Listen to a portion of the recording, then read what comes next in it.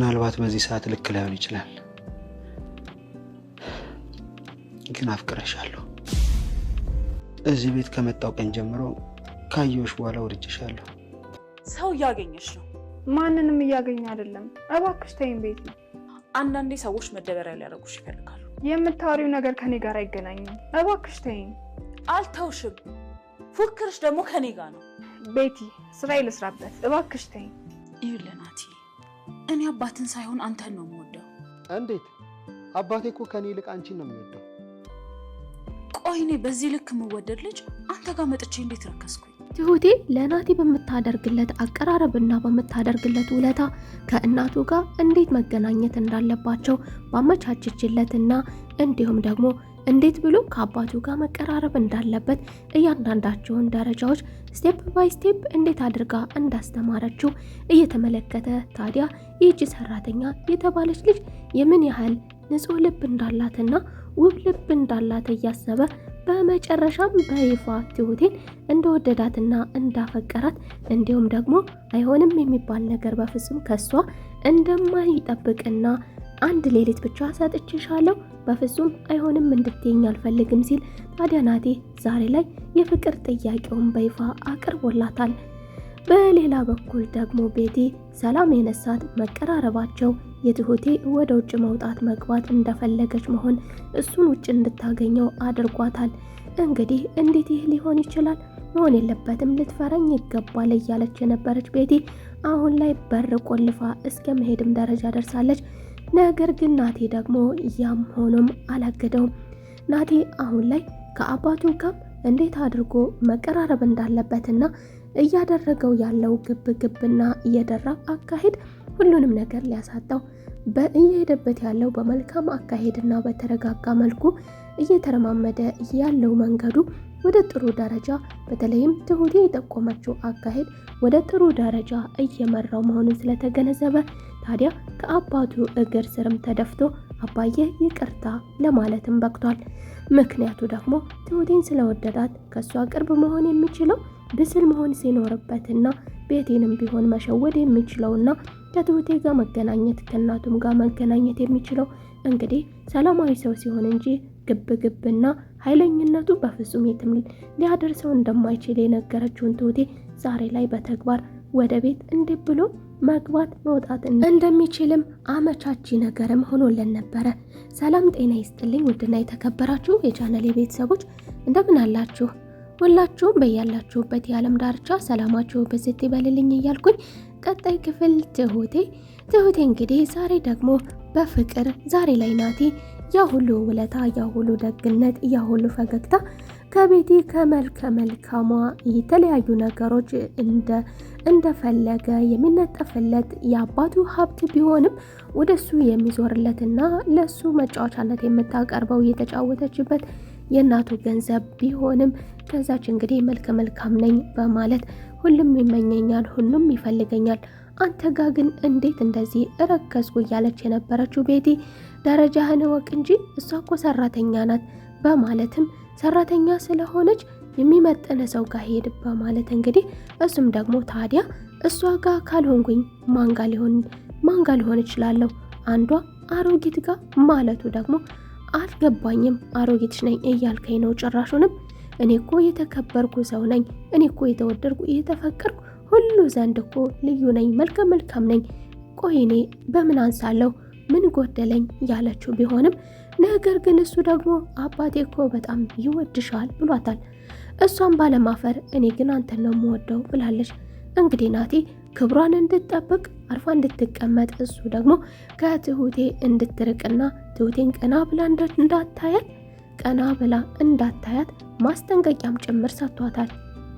በሌላ በኩል ቤቲ ተደርጎ የማያውቅ ነገር ደግሞ በር እየቆለፈች መውጣት መግባት ጀምራለች። ይህንን እንዳደርግ ያስገደድሽኝ አንቺ ነሽ፣ ምክንያቱም ናቲ ጋር ማለፍ የሌለብሽን መስመር አልፈሻል። ናቲ ጋር እንዳትቀራረቢ ማስጠንቀቂያ ሰጥቼሽ ነበረ።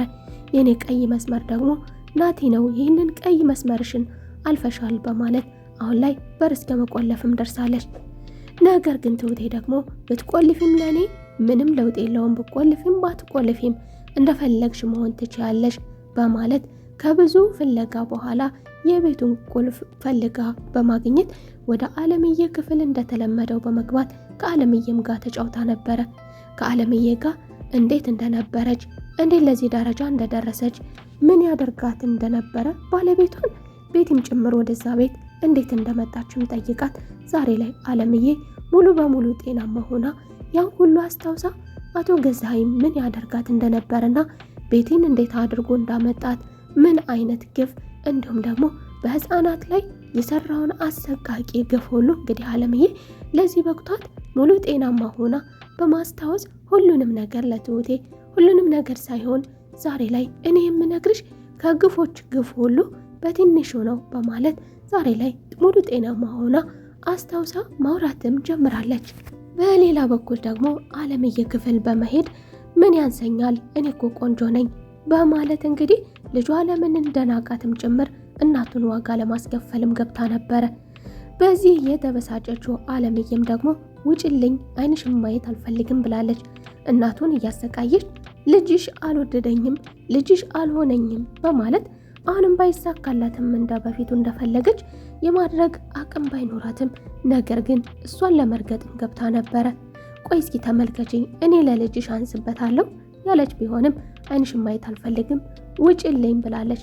እንግዲህ የማትወጣ ከሆነ ስርዓቷን የማትይዝ ከሆነ ከዚህ በፊትም እንዳታበሳጫት ገዛኸኝ ነግሯን ነበረ። ታዲያ ቤትም በአሁኑ ደግሞ ከዚህ በፊትም አንገቷን አንቃት ስለነበረ ጥጓን በመያዝ ብቻ ከዚህ ቤትም እኮ ላባረርሽ ይችላለሁ ቤቱ እኮ የኔ ነው ብላለች። ታዲያ አለምዬም የፈለግሽውን ነገር ማድረግ ትችያለሽ፣ ከቤትም ማባረር ትችያለሽ።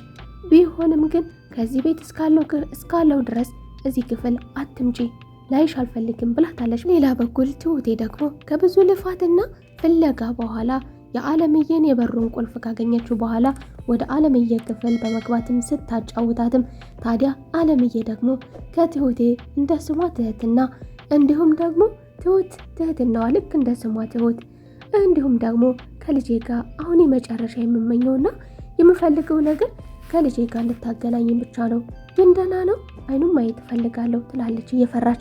ምክንያቱ ደግሞ ምናልባት አንድ ላይ ሆነው ቢያገኙት ልጄን ይጎዳብኛል፣ ልጄን ይገልብኛል፣ ያጠቃብኛል የሚል ስጋት ስላላት ታዲያ ትሁቴም ደግሞ አንድ ቀን አገናኝሻለሁ በጣም ደህና ነው እያለች ስለ ደህንነቱም ጥሩ ውሎ እንድትውል በፈገግታ የተሞላ ውሎ እንድትውል አድርጋ ስታጫውታት ቆይታለች።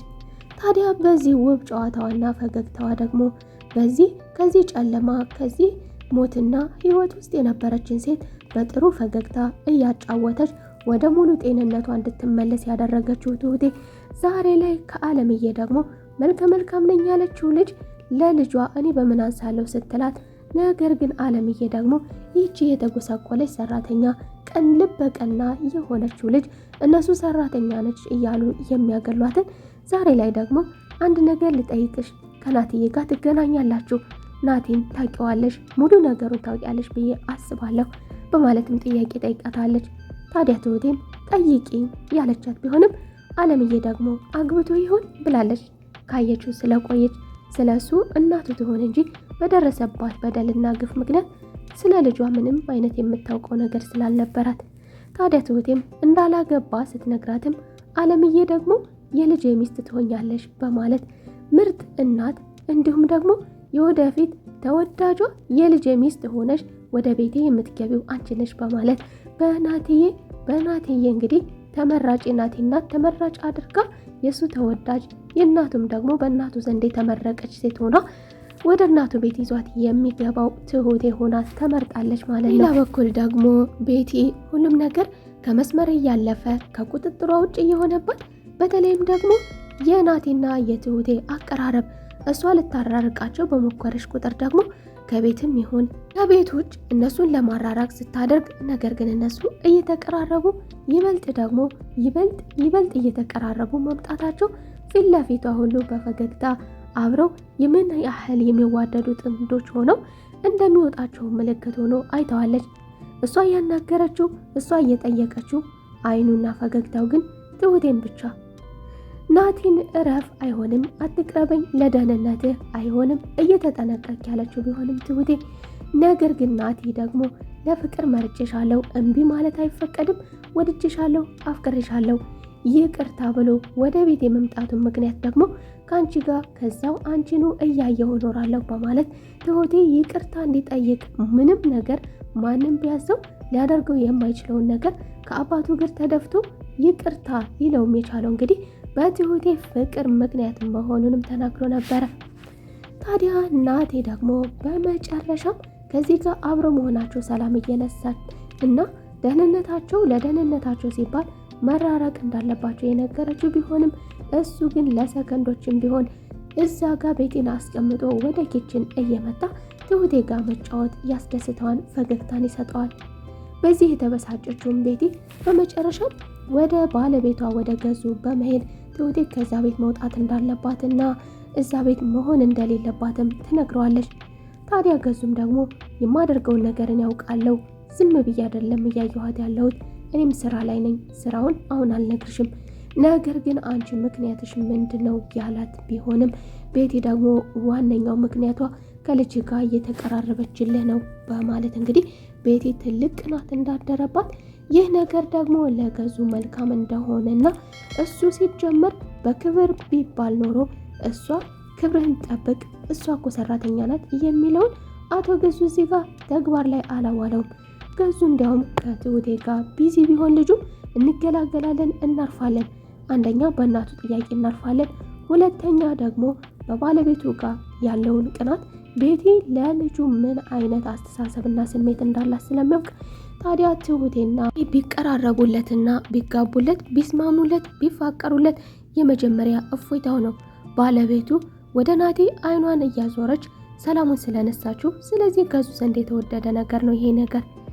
በመጨረሻም ናቴ ዛሬ ላይ አሁን የመጨረሻ አንድ ብቻ እናቴ ያለችበትን ይህን ነገር ደግሞ እንደጀመርሽው የምትጨርሺው አንቺ ብቻ ነሽ፣ ይህንን ነገር አድርግልኝ በማለት የጠየቃትን በፍቅር ስለቀረባት ታዲያ ትሁቴም ደግሞ እናቱ ያለችበትን ክፍል ደህንነታቸው ሲባል መጠንቀቅ እንዳለበት ነግራ እንግዲህ እናቱ እዛው ቤት እንደምትኖር ክፍሉንም ጠቁማ አሳይተዋለች። እንግዲህ ትሁቴንስ ይሄ ልጅ እየተረጋጋ ለእናቱ ያለው ነገር እየተረጋጋ ለደህንነታቸው ሲባል ያገኛት ይሆን ወይስ ደግሞ እንግዲህ አሁኑኑ ገለዋለሁ ብሎ ያበላሽ ይሆን? ሀሳብ አስተያየታችሁን ኮሜንት ላይ ማስቀመጥ ትችላላችሁ። የዛሬው ክፍል ይህንን ይመስል ነበር። በቀጣይ ክፍል ተመልሰን እስከምንገናኝ መልካም ቆይታ። ወዳችኋለሁ። ባይ ባይ።